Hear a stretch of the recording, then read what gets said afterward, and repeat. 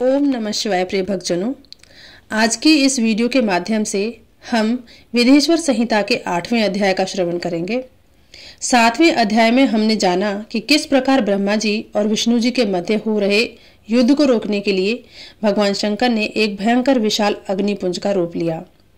उन दोनों के मध्य युद्ध शांत भी हो गया, परंतु स्तंभ के आदि और अंत का पता लगाने गए ब्रह्मा जी और विष्णु जी जब वापस आए तो भगवान विष्णु ने सत्य कहा कि वे पुंज के आधार को नहीं खोज सके, परंतु ब्रह्मा जी ने झूठ बोल दिया कि उन्होंने इसके अग्रभाग का पता लगा लिया, और इस बात का साक्ष्य केतकी पुष्प ने झूठ बोल कर दिया। बस फिर क्या था, उसी क्षण कपटी ब्रह्मा जी को दंडित करने के लिए महादेव जी स्तंभ से प्रकट हो गए। 8वें अध्याय में जानेंगे कि इसके आगे क्या हुआ। 8वां अध्याय भगवान शंकर द्वारा ब्रह्मा और केतकी पुष्प को शाप देना और पुनः अनुग्रह प्रदान करना। नंदकेश्वर बोले, तदुपरांत महादेव शिवजी ने ब्रह्मा के गर्भ को मिटाने की इच्छा से अपनी भ्रुकुटी के मध्य से भैरव नामक एक अद्भुत पुरुष को उत्पन्न किया।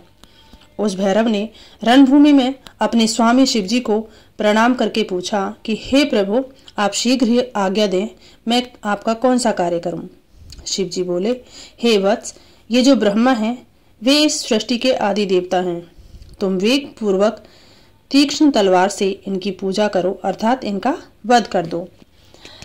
तब भैरव एक हाथ से केश पकड़कर असत्य भाषण बोलने वाले उनके उद्धत 5वें सिर को काटकर हाथों में तलवार भांजते हुए उन्हें मार डालने के लिए उद्यत हुआ। तब आपके पिता अपने आभूषण, वस्त्र, माला, उत्तरीय एवं निर्मल बालों के बिखर जाने से आंधी में झकझोरे हुए केले के पेड़ और लता गुल्मों के समान कंपित होकर भैरव के चरण कमलों पर गिर पड़े।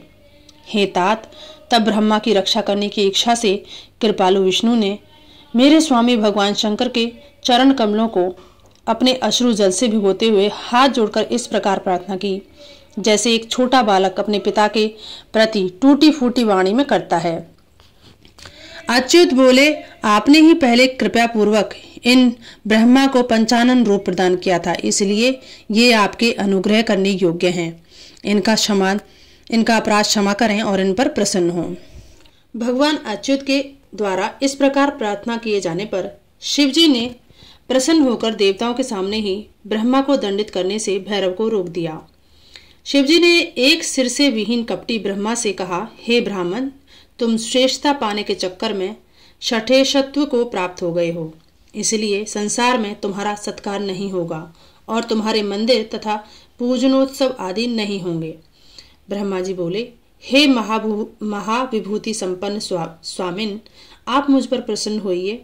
मैं आपकी कृपा से अपने सिर के कटने को भी आज श्रेष्ठ समझता हूँ। विश्व के कारण विश्व बंधु, दोषों को सह लेने वाले और अपने पर्वत के समान कठोर धनुष धारण करने वाले आप भगवान शिव को नमस्कार है। ईश्वर बोले, हे वत्स, अनुशासन का भय नहीं रहने से यह सारा संसार नष्ट हो जाएगा, अतः तुम दंडनीय को दंड दो और इस संसार की व्यवस्था चलाओ।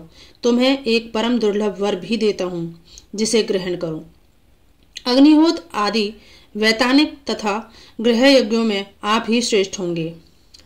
सर्वांगपूर्ण और पुष्कल दक्षिण वाला यज्ञ भी आपके बिना निष्फल होगा। तब भगवान शिव ने झूठी गवाही देने वाले कपटी केतक पुष्प से कहा, अरे शठ केतक, तुम दुष्ट हो, यहाँ से दूर चले जाओ। मेरी पूजा में उपस्थित तुम्हारा फूल मुझे प्रिय नहीं होगा। शिवजी द्वारा इस प्रकार कहते ही सभी देवताओं ने केतकी को उनके पास से हटाकर अन्यत्र भेज दिया। केतक बोला, हे नाथ, आपको नमस्कार है।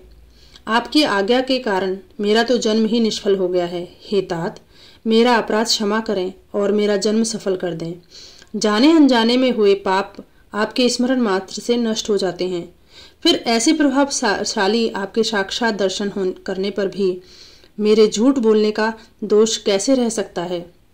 उस सभा स्थल में केतक पुष्प के इस प्रकार स्तुति करने पर भगवान सदाशिव ने कहा, मैं सत्य बोलने वाला हूँ, अतः मेरे द्वारा तुझे धारण किया जाना उचित नहीं है, किंतु मेरे ही अपने विष्णु आदि देवगण तुम्हें धारण करेंगे और तुम्हारा जन्म सफल होगा और मंडप आदि के बहाने तुम मेरे ऊपर भी उपस्थित रहोगे।